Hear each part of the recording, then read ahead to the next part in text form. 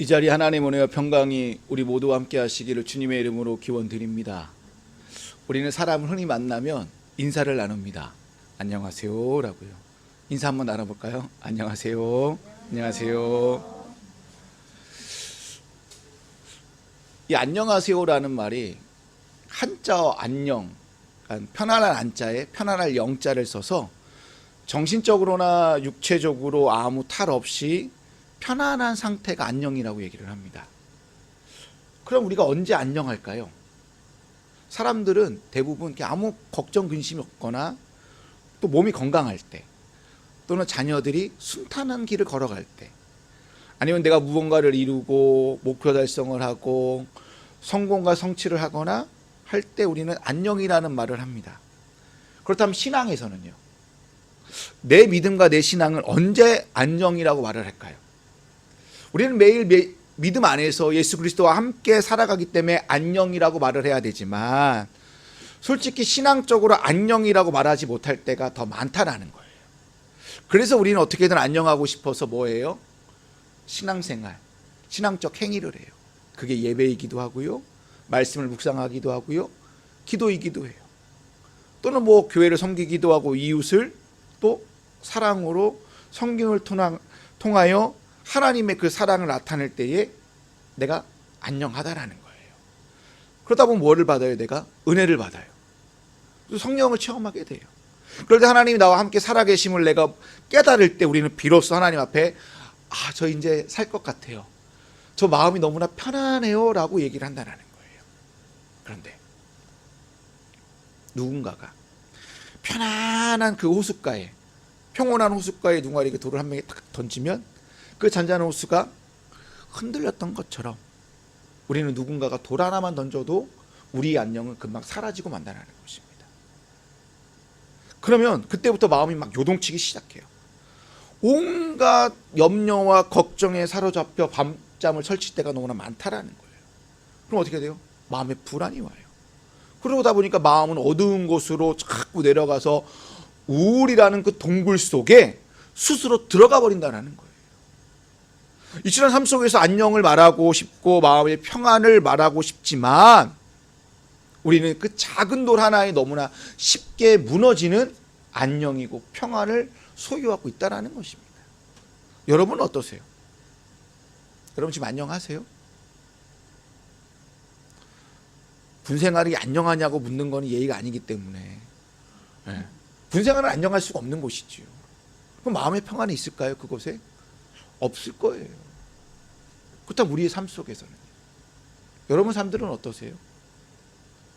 많은 사람들이 안녕, 평안을 누리지 못하고 있다는 거예요.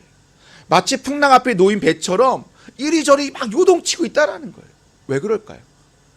지금 현재 처한 현실과 내일에 대한 불안이, 염려와 걱정에 사로잡혀 있다 보니까 사회 전체가, 지금 대한민국 전체가 우울 모드입니다. 그냥 우울해요. 어릴 때 즐겨 불렀던 복음성가가 있는데요, 혹시 이 찬양 아시는지 모르겠습니다. 세상은 평화 원하지만 전쟁의 소문 더 늘어간다. 이 모든 인간 고통뿐 그 지겨움 끝없네. 그러나 주 여기 계시네. 우리가 아들 믿을 때에 그의 영으로 하나 돼 하날세. 이 찬양 혹시 처음 들어보세요? 어릴 때 정말 많이 불렀던 찬양이거든요. 어릴 때 박치면서 세상 평화 원하지만, 이 찬양 제가 노래를 잘 못해서, 근데 이 찬양의 가사가요, 수십 년이 지났는데도 여전히요 똑같다라는 거예요. 이 찬양의 가사처럼 세상은 평안을 원하고 있지만 전쟁의 소문 더 늘어가고 있다라는 거예요. 인간의 고통은요 그냥 두려움뿐이라는 거예요. 그러다 보니까 우리 삶 속에 경쟁과 갈등이 일상 안에 세상에서 살다 보니까 우리는 잔뜩 이렇게 긴장 속에 살아가고 있어요. 이게 긴장 속에 있다 보니까 누가 이렇게 건들기만 하잖아요, 화가 폭발을 해요. 세상과 사회는요 평화롭지도 않고요, 평안을 찾아볼 수도 없습니다. 그렇다면 교회는 어떨까요? 교회가 평안한지 안 평안한지를 딱 누구한테 물어보면 할까요? 목사들한테 물어보면 바로 합니다. 그래서 목사들과 이제 대화를 나누잖아요. 하나같이요 다 똑같은 얘기를 해요. 너무 힘들다. 예전처럼 하기가 너무 어렵다라는 말을 하면서 목회 스트레스가 너무 크다라고 얘기를 해요. 하나님 말씀으로 먹고 살아가고 교회에서 늘 사는 자들이 힘들다, 어렵다, 스트레스가 너무 크다라는 것은 자연히 그게 성도들한테도 연결된다라는 거예요. 우리가 교회를 다니고 신앙을 갖는 이유가 무엇입니까? 단순해요. 신앙 안에서 마음의 안녕을 찾기 위해서라는 거예요. 저와 같은 목사들이 목회하는 이유는 딱 단순해요. 뭐예요? 내가 받은 은혜를 나와 함께하는 성도들과 나누기 위해서라는 거죠. 그 은혜 속에서 하나님의 평안을 함께 느끼기 위하여 우리는 목회의 길을 걸어간다라는 것입니다. 그런데 세상에서 느끼는 불안과 공포와 염려와 걱정을 교회 안에서도 목사와 성도들이 그대로 느끼고 있다면, 그리고 말씀에서 매일 살아가는 목회자들이 그 목회 스트레스로 인하여 마음의 평안을 잃어버렸다면 이건 정말 문제가 아닐까요?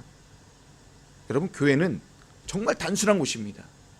세상에서 줄 수 없는 마음의 평안을 함께 나누는 곳이 교회여야 돼요. 신앙은 주님이 주시는 마음의 평안을 가지고 이 세상 속에서 안녕하면서 샬롬 평안의 삶을 살아가는 것이 신앙이라는 거예요. 그래서 사람들이 우리를 볼 때 어떻게 평안하지? 난 힘들어 죽겠는데 왜 너는 이렇게 아무렇지도 않게 살아갈 수 있어? 나는 지금 군생활이 너무 힘든데 왜 너는 이렇게 아무렇지도 않게 군생활하고 있어? 야, 너 공부 힘들지 않아? 너 앞으로 어떻게 살아갈지 걱정되잖아. 근데 너는 어떻게 아무런 걱정 근심도 없는 것처럼 이렇게 즐겁게 행복하게 살아갈 수 있어? 그 얘기를 들어야 된다는 거예요, 사람들한테. 그런데 우리는 그 평안을 느끼지 못한다는 거예요. 교회 공동체 안에서 평안을 나누지 못한다면 죄송하지만 세상과 별반 다를 곳이 없다면 그건 더 이상 교회라고 말할 수 없다라는 것입니다. 오늘 본문 말씀을 보시게 되면 안녕하지 못한 사람이 주님께 부르짖는 장면으로 시작하고 있습니다.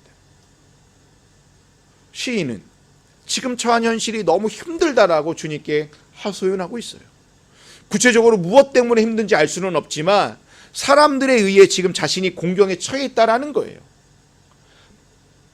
밤새 뒤척이면서 잠을 자고 싶어도 잠을 제대로 잘 수 없기 때문에 시인은 그 잠자리에 일어나서 주님을 향해 자신의 마음을 막 하소연하듯이 토로하고 있습니다. 1절 말씀입니다. 의로우신 나의 하나님, 내가 부르짖을 때 응답하여 주십시오. 내가 공궁에 빠졌을 때에 나를 막다른 길목에서 벗어나게 해주십시오. 나에게 은혜를 베푸시고 나의 기도를 들어주십시오라고 고백하고 있다는 거예요. 부르짖고 있다는 거예요. 시인은 누군가에 의해 내가 지금 뭐 하겠다는 거예요. 공경에 처해 있어서 물리적이든 심리적이든 그 대적자들 때문에 내가 생명의 위협을 받을 만큼 내가 엄청난 압박을 지금 뭐 하겠다는 거예요? 받고 있다는 거예요. 그렇기 때문에 막다른 길목이라는 단어를 쓰고 있다는 거예요, 시인. 내가 지금 막다른 길목에 완전히 코너에 몰렸다라는 거예요. 그러면서 주님께 이렇게 얘기합니다. 주님, 나에게 은혜를 베풀어 주십시오. 한마디로 이게 뭐예요? 진짜 은혜를 달라는 얘기일까요? 아니요. 자신의 존재 자체가 지금 생명의 위협을 느끼고 있으니 주님, 저를 살려주십시오라는 말이 은혜를 베풀어 달라는 얘기예요. 시인이 자신이 의지할 곳이 주님밖에 없으니까 자신의 마음을 토로하여 자신의 심정을 헤아려 달라고 하면서 주님, 제발 저를 살려주십시오라고 주님께 간청하고 있다는 거예요. 그렇게 자신을 살려주신 하나님이 누구라고 고백하고 있냐면 정의의 하나님, 의로우신 하나님이라고 고백하고 있어요. 여러분 기도할 때 정의의 하나님, 의로우신 하나님으로 기도해 본 적 있으세요? 거의 대부분 사람들, 저도 그렇고요, 이런 표현은 잘 쓰지 않는 표현입니다. 근데 우리가 이런 표현을 쓸 때가 있어요. 언제냐면 내 삶이나 공동체와 또는 이 사회에 하나님의 정의가 올바로 세워지기를 바라는 마음에서 정의의 하나님, 이 땅에 공의와 의가 온전히 이루어지게 해달라고 할 때는 의도적으로 공의의 하나님, 의로우신 하나님이라는 단어를 쓰고 있다는 거예요.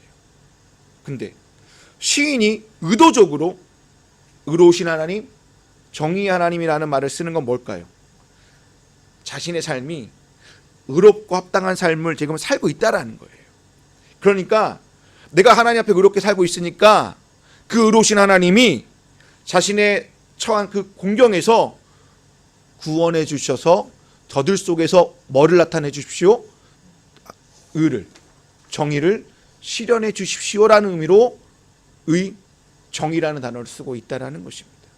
여러분, 세상에서 말하는 의와 성경에서 말하는 의는 다릅니다. 성경에서 말하는 의로움은 하나님과의 관계 속에서 오는 것입니다. 그렇기 때문에 시인은 1차적으로 자신의 삶이 하나님과의 관계를 잘 맺고 있다는 의미에서 의롭다라는 말을 썼고요.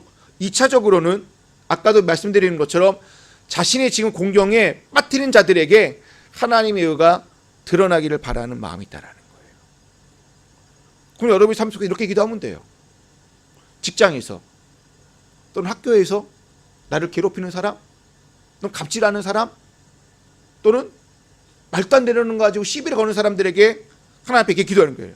사랑과 은혜가 많으신 하나님께 기도하면 안 되는 거예요. 하나님, 정의 하나님, 내가 하나님을 열심히 살아가고 있고 세상에서 내가 이렇게 맡은 바 열심히 살아가고 있는데 저들의 갑질로 인하여 저들의 행포로 인하여 내가 너무 억울합니다 라고 이렇게 얘기하고 싶을 때는 정의의 하나님이라고 부를 수밖에 없다라는 것입니다.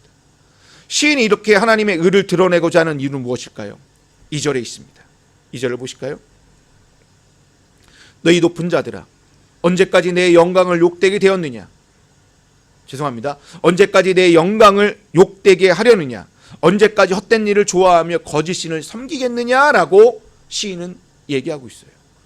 높은 자들 누굽니까? 시인의 영광을 훼손하는 대적자들이라는 거예요. 저들이 나를 지금 죽이고 있다라는 거예요. 근데 개역 개정에 아까 성경을 우리가 말씀으로 들었잖아요. 거기에서는 인생들아라고 표현을 해놨어요. 인생들아라는 말은 엄밀히 말하면 존귀한 자들인데 정확하게 말하면 부유하고 힘 있는 자들이에요. 시인은 대조하고 있는 거예요. 자신은 무고하다. 나는 힘없는 자이다. 근데 저 힘 있는 저 인생들이 나를 지금 너무나게 억울하게 목을 조이고 있다라는 거예요. 2절에 영광이라는 단어를 쓰고 있어요. 여러분, 영광은 하나님 앞에 쓰는 거지 내 영광이라는 표현을 잘 쓰지 않아요. 근데 영광이라는 단어가 카보드, 하나님의 영광을 나타낼 때 카보드라는 말을 쓰거든요. 근데 내 영광이라고 말을 할 때는 두 가지 의미가 있을 것입니다. 시인이 하나는 시인을 둘렀던 세력들이 시인의 영광인 야훼, 여호와를 거부하고 있는 거예요. 내가 믿고 있는 신을 사람들이 거부하고 있으니까 내 영광이 사라지고 있습니다 라고 얘기하는 것이고, 그래서 저들이 내가 믿고 있는 하나님을 뭐하고 있다라는 거예요? 막말로 지금 개무시하고 있다고요. 네가 하나님 믿는다고? 그래봤자 소용없을걸? 그 하나님이 너를 구원해 주신다 보자. 이렇게 지금 비아냥거리면서 하나님을, 내가 믿고 있는 하나님을 뭐하고 있는 거예요? 모독하기 때문에 내 영광의 라는 말을 쓰고 있다는 거예요. 두 번째의 내 영광의 의미는 사회적 의미가 있습니다. 시인의 사회적 지위가 위기에 부닥쳤대요. 여러분, 유대 사회에서요, 내 영광이 훼손되는 건요, 마치 명예를 훼손시키는 것과 되게 중요하게 있습니다. 유대 사회에서는 명예를 되게 중요하게 생각하는 민족이기 때문에 여기에서 내 영광이 사라진다는 말은 저 높은 자들이 내가 지금 여태까지 쌓아왔던 지위와 명예를 실추시킨다라는 거예요. 무너뜨린다라는 거예요. 그래서 거짓으로 음모를 하여 사람들에게 손가락질 받게 하겠다라는 의미로 내 영광이 뭐하고 있다라는 거예요? 지금 욕되고 있다라고 얘기하고 있다는 거예요. 아마 시인은 이 두 가지를 다 표현하고 있는 것 같아요. 나로 인하여 하나님이 욕되고 있고 나의 지위와 명예가 지금 손가락질 받고 있다고 하나님 앞에 하소연하고 있다는 거예요. 그러면서 시인이 뭐라고 얘기해요? 저 높은 자들이, 저 대적자들이 거짓으로 시인의 영광을 지금 가리고 있고 저들은 헛된 일을 좋아하고 거짓 신을 섬기는 자라고 얘기하고 있다는 거예요. 그러자 시인은 자신이 믿고 있는 신앙의 원칙을 가지고 주님께 다시 한번 나가 부르짖고 있습니다. 3절에 있는 말씀입니다. 화면을 보실까요? 주님께서는 주님께 헌신하는 사람을 각별히 돌보심을 기억하여라. 주님께서는 내게 부르짖을 때에 들어주신다라고 얘기하고 있습니다. 여기서 시인은 자신을 가리켜 헌신하는 사람이라고 얘기하고 있어요. 개역 개정 아까 들었던 말씀에서는 경건한 자라고 표현하고 있습니다. 자신을 가리켜 주님께 헌신하는 사람, 경건한 자라고 말을 쓰기가 쉽지 않은데 시인은 의도적으로 썼다라는 거예요. 이 경건한 자, 헌신하는 사람이 우리가 잘 아는 사랑, 인애라는 히브리어 헤세드에서 파생된 단어입니다. 그럼 헤세드와 같은 의미가 있다라는 거예요. 시인이 헤세드, 그 사랑과 인애를 뜻하는 그 어원을 써서 자신이 어떠한 사람인 거를 뭐예요? 말하고 있어요. 이렇게 말하는 이유가 무엇입니까? 하나님, 나는 세상 사람들한테 욕먹을 짓을 한 적이 없습니다. 하나님, 내가 정말 하나님 앞에 죄를 지었전정 사람들에게 내가 손가락질 받은 적은 없습니다라고 말하고 있다라는 거예요.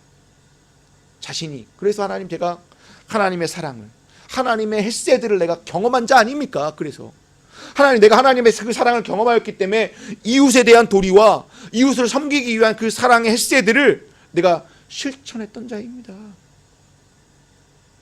이렇게 하나님 앞에서 시인이 자신의 삶이 의롭다고 또는 헌신된 자라고 경건한 자라고 말하는 이유는 무엇입니까?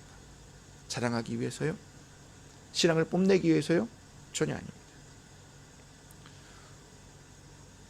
본인은 아는 거예요. 하나님 앞에 그리고 이웃들과 올바른 관계에 있는 자들은 하나님이 절대로 내버려 두지 않는다라는 그 믿음.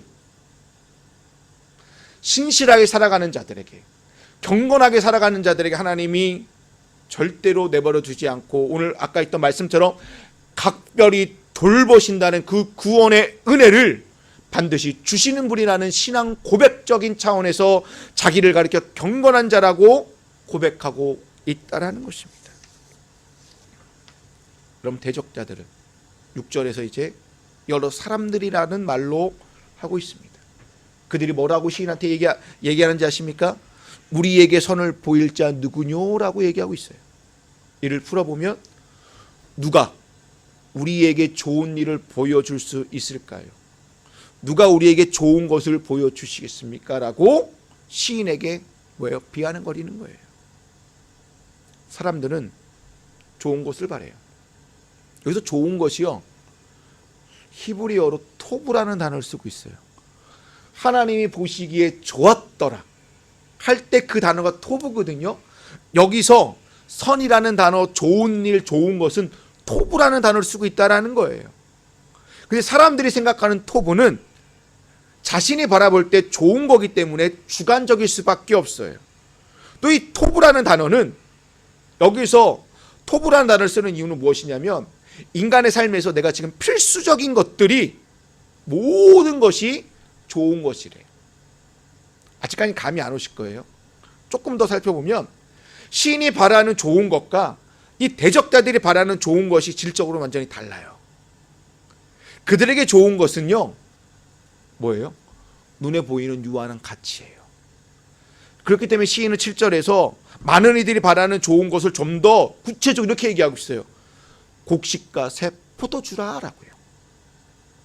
여러분, 고대 농경사회에서 가장 중요한 게 무엇이었을까요? 먹고 사는 문제? 그렇기 때문에 곡식과 새 포도주가 중요하지 않았을까요? 이스라엘이 자리 잡고 있는 가나안 지역은 뭐예요? 풍요를 너무 중요시 여기는 그 지역이기 때문에 풍요의 제의가 상당히 발달된 지역입니다. 그러다 보니까 뭐예요? 풍요의 신한테 뭐예요? 경배하고 예배드렸던 곳이 가나안이라는 땅이에요. 근데 그들이 그곳에 들어가서 정착하게 됩니다. 정착해서 보니까 그동안 우리를 인도하여 우리를 이렇게 사랑해 주었던 야훼 하나님보다 저 풍요의 신 바알이 먹을 것을 더 많이 주고 있고 더 우리의 삶을 풍요롭게 하고 있다는 것을 우리 눈으로 보는 거예요. 그러니까 저들이 요구하는 게 뭐예요? 야, 우리에게 저렇게 좋은 것을 우리에게 줘봐 라고 지금 얘기하고 있다는 거예요. 그게 뭔데요? 곡식과 새 포도주라는 거예요. 오늘날로 말하면 하나님, 나에게 돈 좀 주십시오. 하나님, 저 먹고 사는 문제 너무 어려우니까 하나님, 저에게 돈 좀 주십시오. 하나님, 우리 자녀들이 잘 될 수 있게 길을 쑥쑥 열어주십시오라고 지금 얘기하고 있다는 거예요. 우스갯소리인데요. 제가 이 부분 항상 설명할 때 이런 비유를 잘 쓰는데, 이스라엘 백성들이 가나안 땅에 들어가서 하나님 섬길 때는 흰 백설기만 먹어요.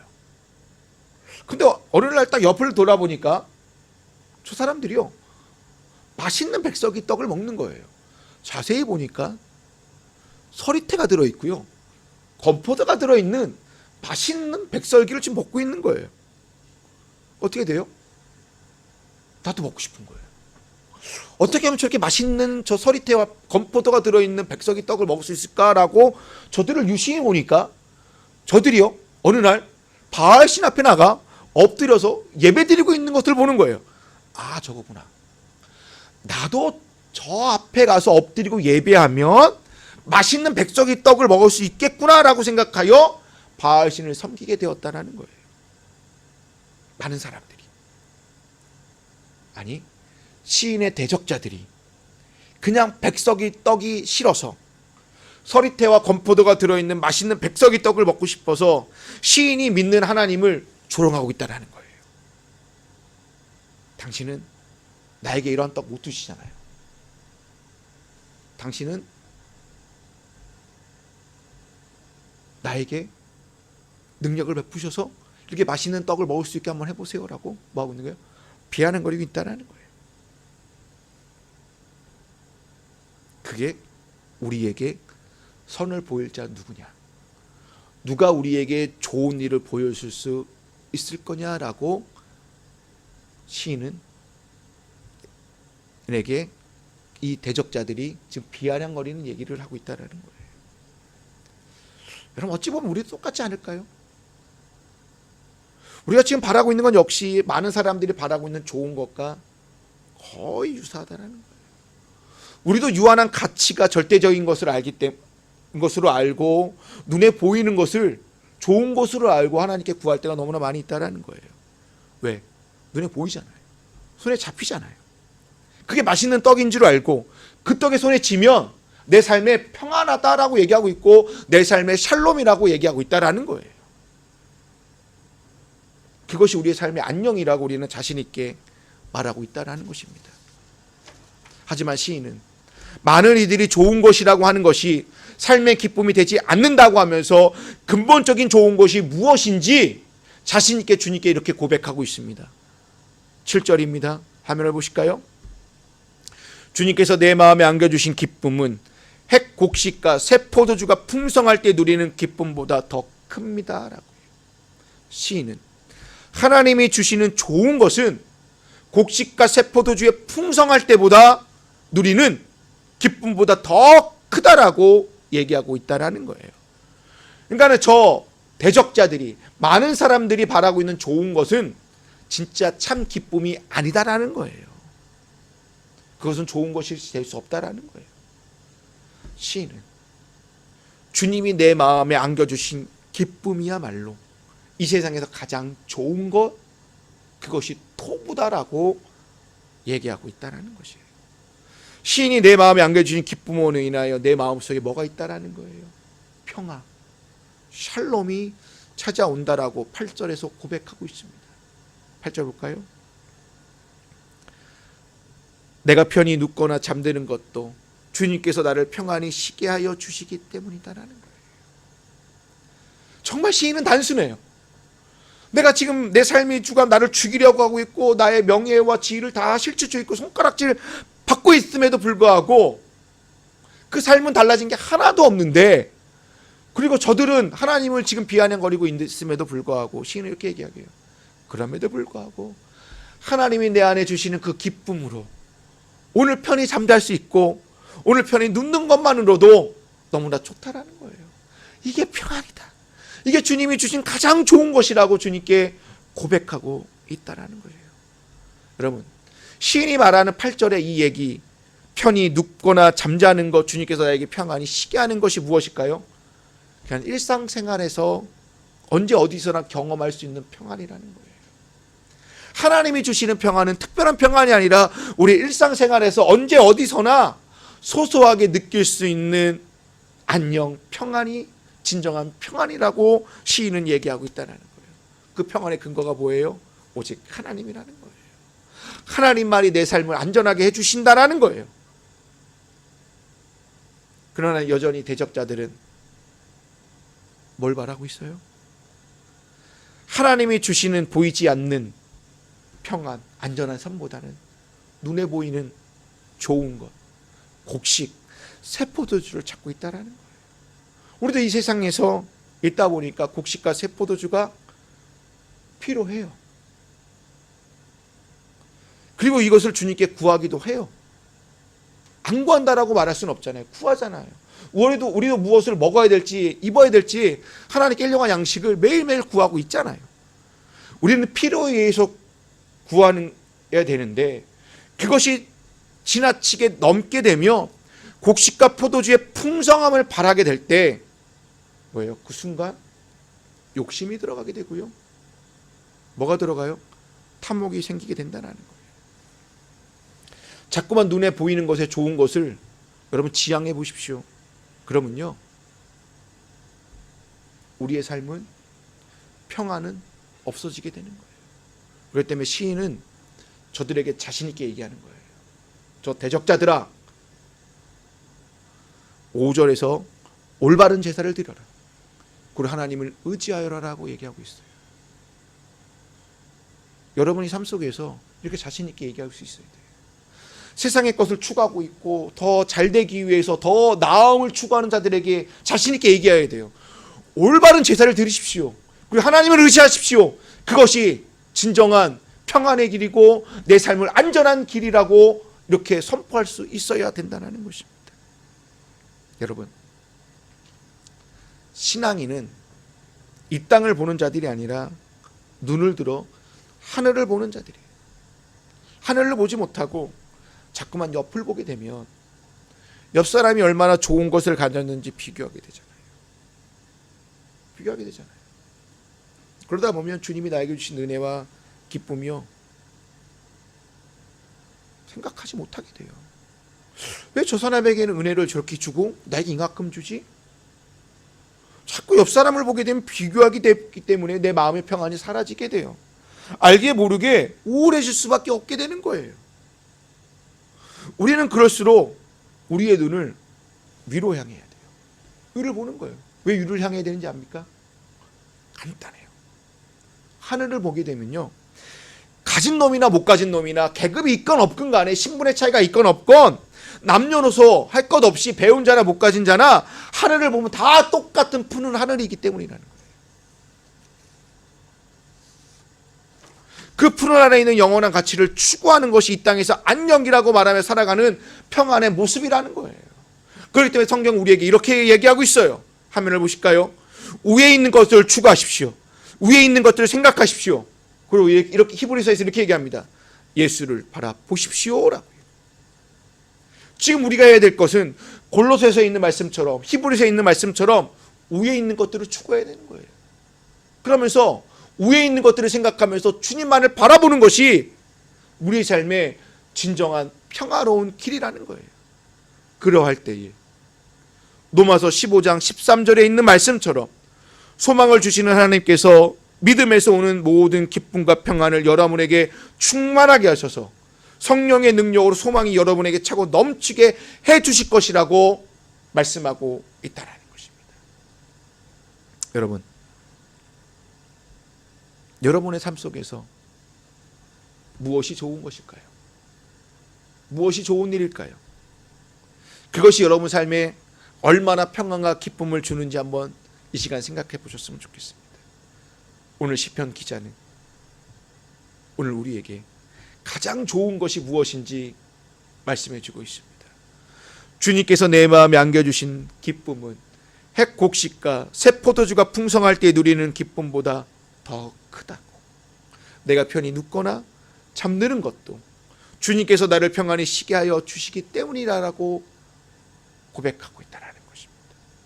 주님께서 여러분의 삶 속에 마음에 안겨주시는 그 기쁨으로 여러분이 편히 잠들고 편히 눕고 평안히 쉬게 하는 은혜와 평강이 여러분 삶 속에 가득하시기를 주님의 이름으로 축원드립니다. 기도하시겠습니다.